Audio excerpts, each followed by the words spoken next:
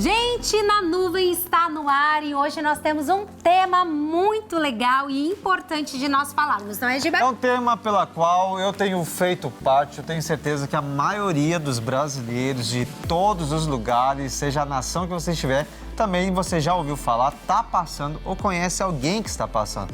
Nós queremos falar sobre depressão, queremos falar um pouquinho sobre ansiedade, queremos falar um pouquinho até mesmo sobre suicídio. Então, quer saber um pouco mais? Olha, fica ligado que Na Nuvem já está no ar.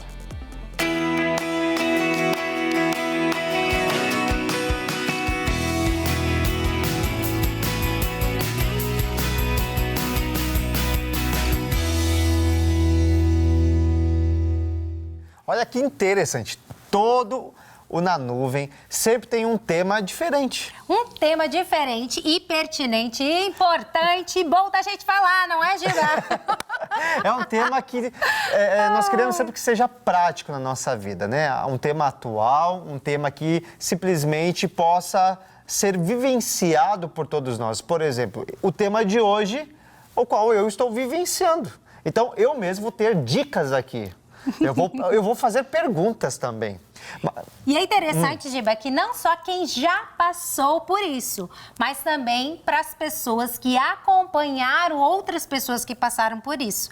Porque quando, a gente fala sobre depressão e até mesmo quando a gente fala sobre a questão do suicídio, a gente, Giba, nunca pode esquecer que existe amigos que vivenciam junto, existe uma família que está em volta dessa pessoa adoecida. Exatamente. Bom, para conversar sobre depressão, para conversar sobre suicídio, para conversar até mesmo sobre ansiedade, nós estamos aqui com duas pessoas, né? Estamos aqui com a nossa amiga, a Lohane, aqui mesmo no estúdio.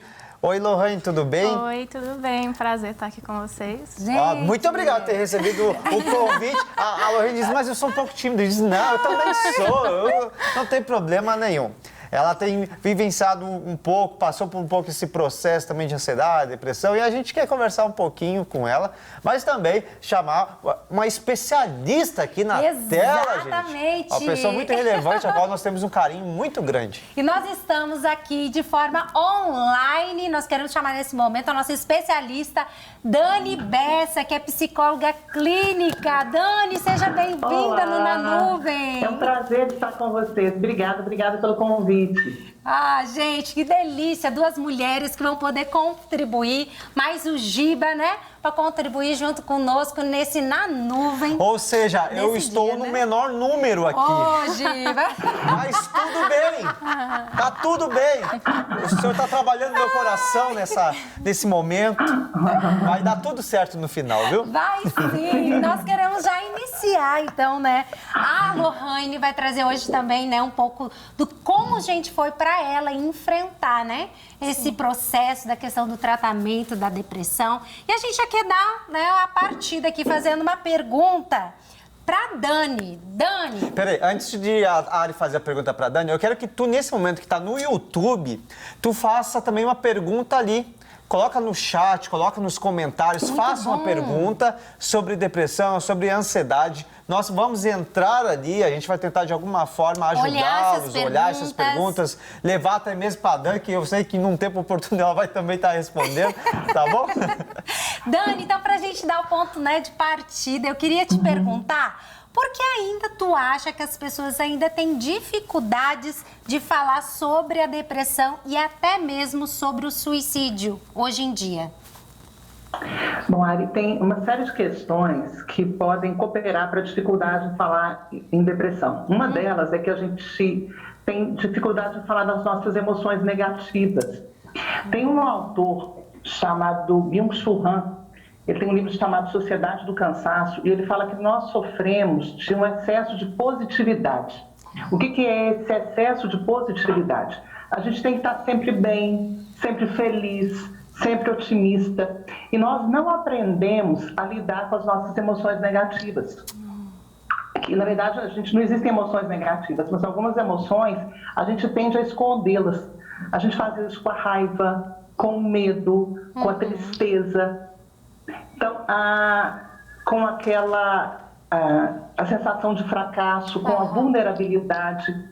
Então, no meio de tudo isso, se expor para alguém e dizer, olha, eu não estou bem, é assumir tristeza, ou raiva ou vulnerabilidade, que se opõe diretamente à ideia de ser humano bem-sucedido, feliz, otimista, realizado, invulnerável. Muito bom. Lohane, fala um pouquinho pra gente, assim, como que foi pra ti, assim, essa questão, nem a Dani falou, né, de reconhecer e de pedir ajuda quando tu percebeu que tu estava passando por tudo isso? Sim, na verdade, desde os meus 14 anos, eu já tinha problemas com ansiedade. Já tive ataques de pânico, transtorno de ansiedade. Só que naquela época eu não tinha muito recurso e não tinha muita informação como hoje. E justamente porque ela falou também de não querer, às vezes, procurar, porque eu estava na adolescência, hormônios e tudo mais, eu fui deixando passar. E aí, atualmente, que foi até esse ano, voltou com toda essa ansiedade, só que veio a depressão também, que eu não tinha passado por ela antes. E realmente, no início, eu não admitia isso. Eu achava que era isso mesmo, que estava tudo normal, não falava muito sobre isso, tinha uma certa resistência em falar. Só que eu só consegui sair disso e hoje eu ainda faço tratamento, ainda estou em terapia, mas assim, eu consegui melhorar dessa situação quando eu falei sobre isso. Quando eu procurei uma ajuda, né, uma terapia, que foi o meu ponto de partida, assim. E enquanto eu estive lá, foi muito difícil, foi bem no fundo do poço mesmo, eu me sentia péssima, sem chão, sem saída, sem rumo, aquela sensação mesmo de angústia, né, que a depressão traz. E essa dificuldade de falar foi muito grande comigo. Tu sabe, Lohane, eu tô servindo chimarrão aqui, tá? Tu sabe que eu também demorei para pedir ajuda. Sim. Porque a Dani vai me entender também. A Ari, ela me apoiou muito, dizendo, pede ajuda, precisa de um profissional. Porque eu pensava assim, cara, eu sou pastor, eu sou crente, eu conheço Jesus. Como assim tô passando por isso? Será que... não, Jesus me cura, né? Onde já se viu, eu vou falar isso para as pessoas que eu tô deprimido, eu tô triste, eu não quero levantar da cama, eu tô tendo pensamentos suicidas. Onde já se viu isso? Vão me tirar não vão deixar mais eu pregar, não vão começar a me questionar, onde está a tua fé? Então começou a vir muito isso, porque se eu creio em Jesus, por que eu estou passando por tudo isso, né? Sim, eu também tive esse momento, porque eu sempre fui cristã desde muito nova e eu tinha um pouco de medo de falar com as pessoas sobre isso, porque as pessoas falam, isso é falta de Deus, isso é falta de oração. E hoje eu vejo que não tem nada a ver uma coisa com a outra, que a gente é ser humano, a gente está sujeito a qualquer, né, coisa que possa vir. Mas eu tinha muita resistência justamente por isso também, pelo fato de ser cristã. E sabe o que eu fiz, Dani? Eu decidi enfrentar as consequências e falar mesmo. Então, buscar ajuda, porque a Ari estava enfrentando isso sozinha junto comigo. E eu via o sofrimento dela porque ela via eu sofrendo, né? Agora é interessante, Giba, quando você menciona sobre a depressão, é importante a gente fazer a distinção entre tristeza e depressão. Né? Na tristeza tem uma razão. Eu estou triste por causa disso, por causa daquilo. A grande questão da depressão é porque ela vem acometida de sentimentos de tristeza e de vazio e desencanto, e a vida fica cinza ou fica bege e a gente não encontra uma justificativa para isso, sabe? Isso. Então a pessoa fala assim, olha, eu tenho tudo, eu tenho um bom trabalho, eu sou cristão, eu tenho uma boa família, eu tenho bons recursos, eu tenho Jesus, eu tenho um tanto de coisa que não justificaria essa apatia, essa tristeza, essa vida pesada. Então, uma fala muito comum em quem tem depressão é eu não consigo dormir, ou quando eu durmo, o meu sono não descansa. Verdade. eu estou sempre cansado. Né? Então, além de estar sempre cansado, a pessoa às vezes fala assim, minha mente fica a mil, ou então, minha mente está vazia. E a pessoa vai se arrastando, e quando a gente pergunta qual é a tonalidade da sua vida, a pessoa fala, a vida está cinza. E quando a gente pensa assim, que fatores que poderiam levar ao suicídio, né? À depressão. A depressão ela é multifatorial.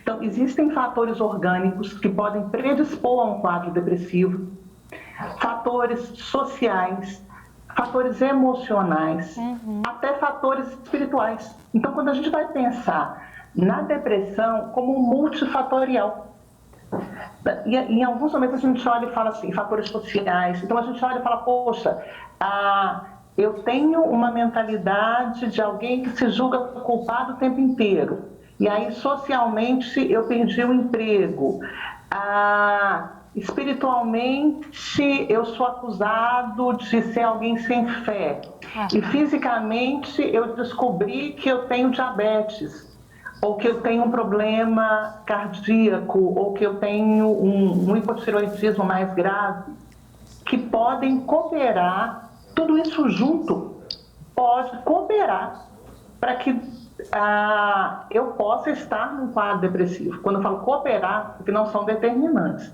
Então, quando a gente vai falando assim, olha, o que coopera? Coopera um tanto de coisa. E um dos elementos muito preocupantes hoje, que pode levar a um quadro depressivo, é o excesso de trabalho. Eu vou trabalhando sem pausa, eu vou me envolvendo com 1 milhão de tarefas, eu não relaxo, eu não descanso, eu não respeito o meu ritmo, eu vou esticando a corda. E eu vou esticando tanto a corda que em algum momento vai romper. Algumas fibras dessa corda arrebentam.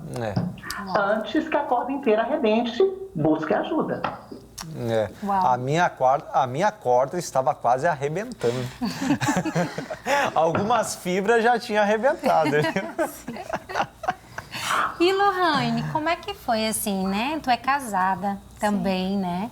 E como que foi, assim, pro teu esposo enfrentar isso junto contigo, pra tua família? É porque eu sei, assim, como esposa do Giba, quanto foi desafiador, né?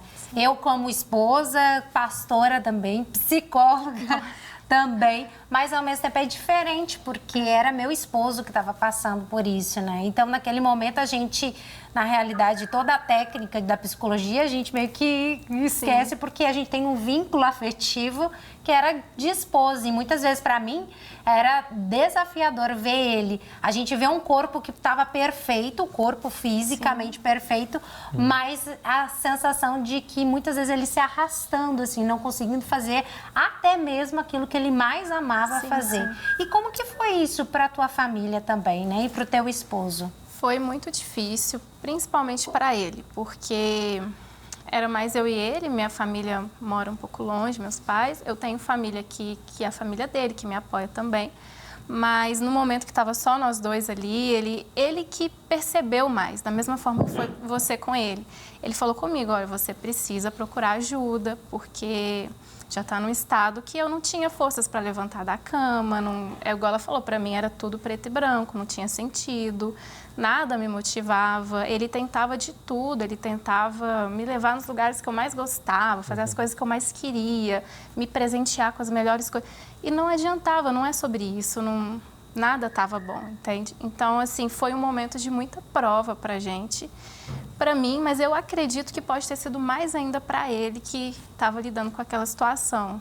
Então, foi bem difícil. Dá para ver a tristeza também, né? Sim, eu via nele e eu me sentia mal por deixar ele assim, né?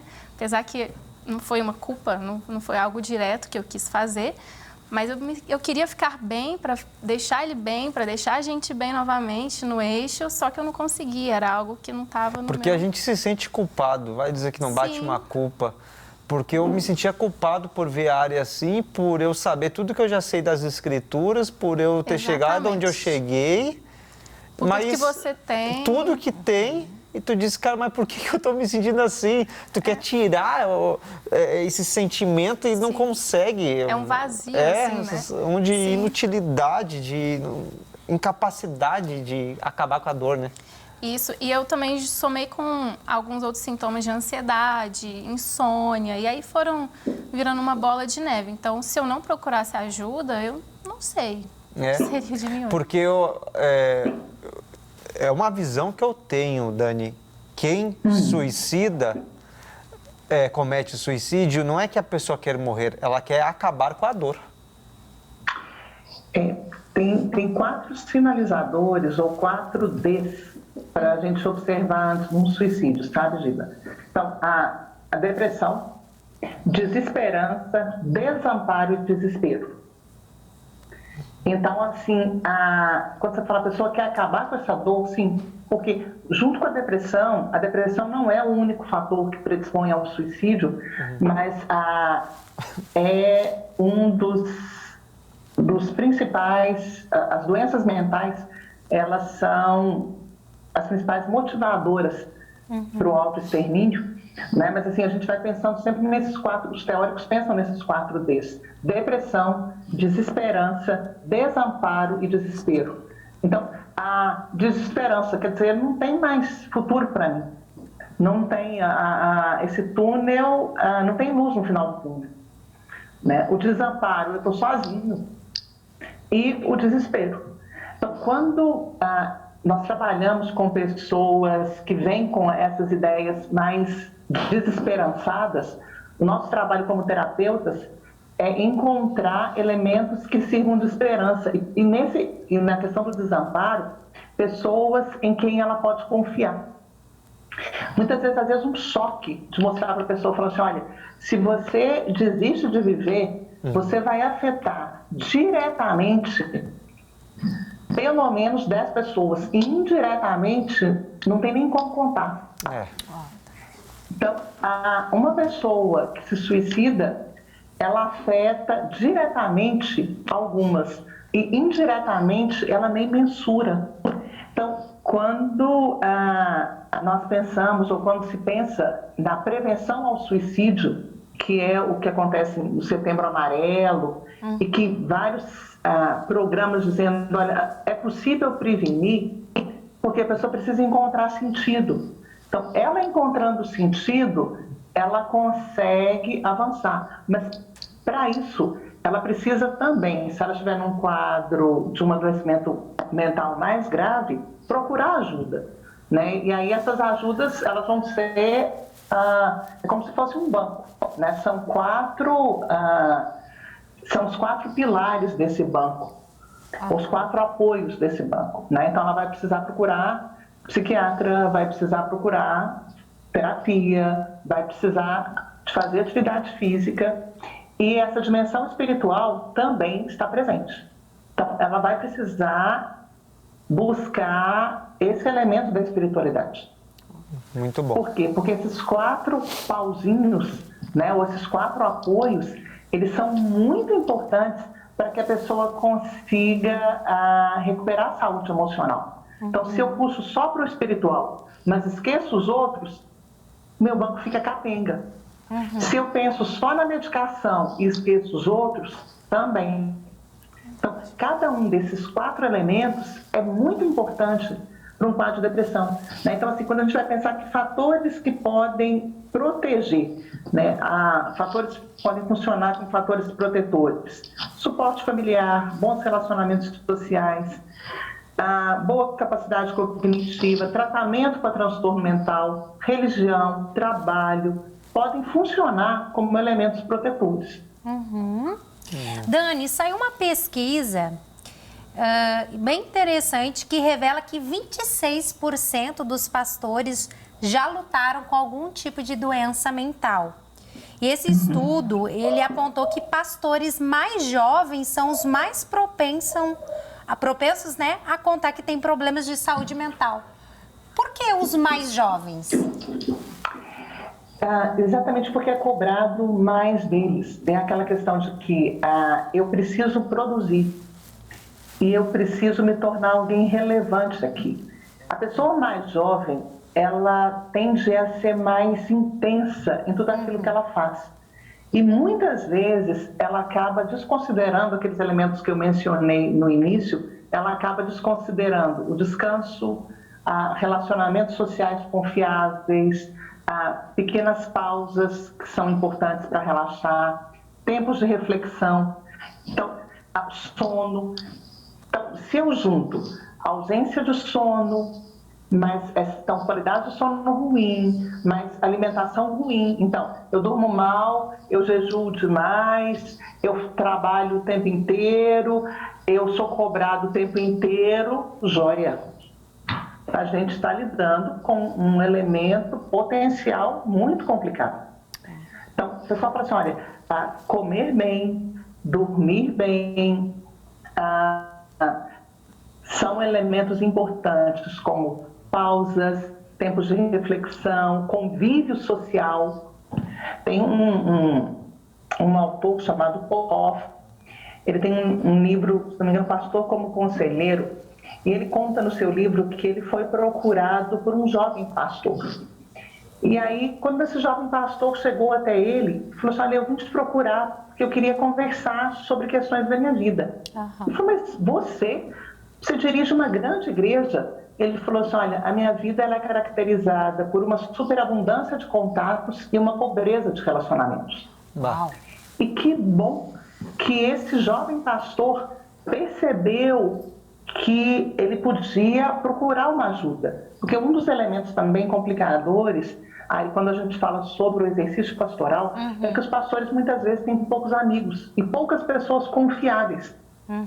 Né? Às vezes a pessoa chama o pastor para poder ir no aniversário, não é para o pastor desfrutar do aniversário, é para o pastor orar no aniversário. Se o pastor às vezes vai a algum cinema, nossa, o que o pastor está fazendo no cinema? O que o pastor está fazendo? O pastor tirou férias, mas de novo. Eu ouvi isso ontem. Eu ouvi essa frase ontem. Vai tirar férias de novo? De novo. Então, veja, então, ele acaba sendo muito cobrado o tempo inteiro. E com essas privações todas, a que ele é submetido para adoecer e para se somar depressão, desesperança, desamparo e desespero, é isso aqui, ó. Porque eu não tenho um amigo em quem eu posso confiar. Eu estou trabalhando para Deus o tempo inteiro. Isso. A minha qualidade de vida está péssima, porque aí eu não estou comendo, eu não estou dormindo, eu não tenho amigos, eu só trabalho o tempo inteiro. Então aí, poxa vida, começa a ter um rebaixamento cognitivo, então meu raciocínio começa a ficar com esses prejuízos todos, meu raciocínio começa a ficar mais embotado, né? E para eu achar que de repente a vida não vale a pena, ou então o pastor vai pensar, bom, se é isso que eu tenho nessa vida, e se eu conheço Jesus, então eu vou para o céu. Né? Então eu vou para o céu, que eu vou viver eternamente na glória. Isso aí. Né? E eu vou para o céu. Muito bom. Que é complicado. Lohane, o que tu poderia falar para as pessoas que estão te assistindo, que tu está passando e passou por tudo isso, e poderia impulsionar as pessoas de alguma forma? O que tu poderia dizer para elas, para encorajar elas? Então, a primeira coisa que eu falo é buscar ajuda, porque é fundamental. Eu nem vou mencionar Deus assim, que Ele está acima, só que não quer dizer que a pessoa tenha depressão, que ela não tenha Deus. Às vezes ela já está ali com um relacionamento com Deus. Então, ela manter esse relacionamento espiritual, que eu acho muito importante, e procurar ajuda. E também o que ela falou, que é atividade física, para mim é um conjunto, assim, tudo. E que ela vai sair dessa, isso passa, se for bem tratado, se a pessoa procurar ali da melhor forma, isso vai passar. Eu sei que no momento é muito difícil, é muito angustiante, assim. Às vezes você realmente não quer a vida, você prefere, né, livrar daquele sofrimento, mas isso passa, se você tiver a ajuda certa, talvez se necessário alguma medicação. Eu era muito resistente, mas me ajudou por um período. Somos dois, eu também. E foi, assim, me ajudou bastante no período. Hoje eu já até fiz o desmame, assim, já estou bem, continuo com a terapia, mas é isso, não desista, procure ajuda, relacione com as pessoas que você ama, para mim é o fundamental.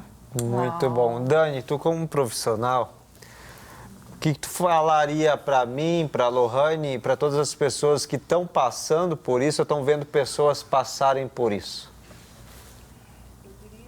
Duas coisas, né? A primeira delas é persevere no tratamento. Então, não desista do tratamento. O fato de perceber evoluções não significa que o tratamento finalizou. Sim. Então, persevere no tratamento. Acho que seria a primeira questão. E a segunda é que todo túnel tem uma luz, sabe? Então, ao final de todo túnel tem uma luz. Ainda que a pessoa olhe e fale assim, poxa, eu vou ter momentos de recaída, talvez tenha. Talvez tenha momentos de tristeza imensa.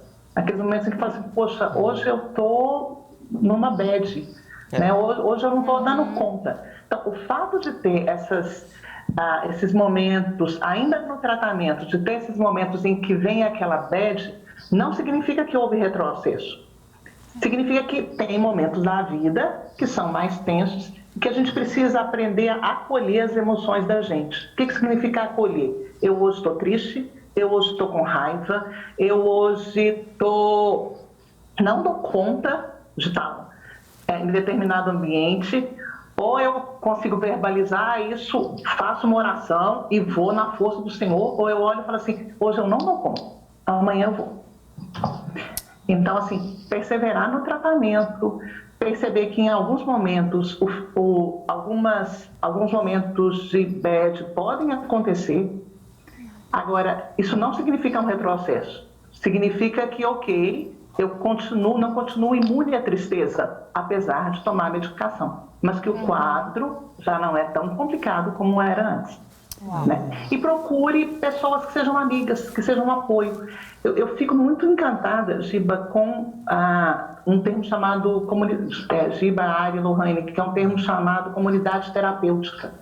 A igreja precisa ser essa comunidade de cuidado. Né? Então, assim, ore por amigos. Então, ore por amigos. É difícil achar amigos. Se você tiver 2 amigos, você está no lucro. Tem gente que não tem nenhum. Tem gente que não tem nenhum. Então, ore por amigos. Amém. Muito bom. Muito bom. Muito obrigada, Dani. Obrigada por esse tempo maravilhoso, compartilhar conosco. Tanta riqueza, tanta coisa linda. Que Jesus abençoe cada dia mais a tua vida. Muito obrigado. Amém. Amém. Obrigada, foi um prazer. Lohane, muito obrigada também por compartilhar. Muito bom estar contigo aqui, que o Senhor te abençoe cada dia mais. Amém. Obrigada a vocês. Muito obrigada, meu amor. Muito obrigado eu por estar aqui também, mais uma vez. Mais uma vez e o Na Nuvem chegou ao fim, meu povo. Jesus te abençoe, Ele é a esperança, Ele é o caminho, a verdade e a vida. E há uma luz no fim do túnel, que nem a Dani Bessa falou. Olha, assista o próximo programa, tu não pode perder ele. Se tu gostou desse programa, compartilhe para que as pessoas também possam receber das mensagens ditas aqui nesse programa. Deus te abençoe. Até a próxima. Tchau, gente.